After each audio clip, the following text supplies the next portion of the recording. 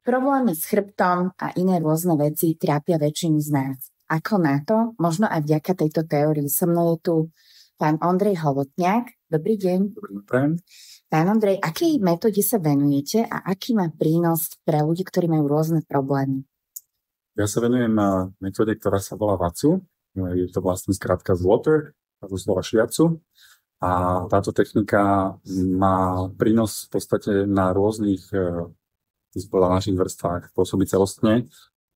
Či už od uvoľnenia nervovej sústavy, v podstate a následne uvoľnenie celého tela, ale je to veľmi relaxačná metóda, čiže človek si potom aj výborne odpočíne, zrelaxuje a v podstate na všetkých týchto úrovniach pracuje tá voda, ktorá je teplá, má 34-35 stupňov a v podstate popri nej ten terapeut môže sa venovať voľnému svalstva prípadne pôsobným spôsobom.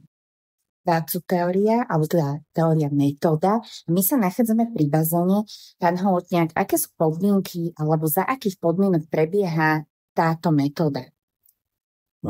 Potrebujeme na to samozrejme kľud, keďže sa jedná o relaxačnú metódu. A čo je teda dôležité, potrebujeme bazén so správnou teplotou vody. Tak, ako som spomínal, je to 34-35 stupňov, ktoré sú ideálne na to, aby človek sa dokázal uvoľniť v tej vode.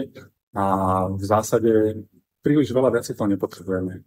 Samozrejme je fajn, ak je okolo kľud a ticho, aby neboli nejaké rušivé vplyvy, lebo tie potom ľudí dokážu vyvádzať z toho relaxačného stavu a to je vlastne taký, ktorý potrebujeme dosiahnuť.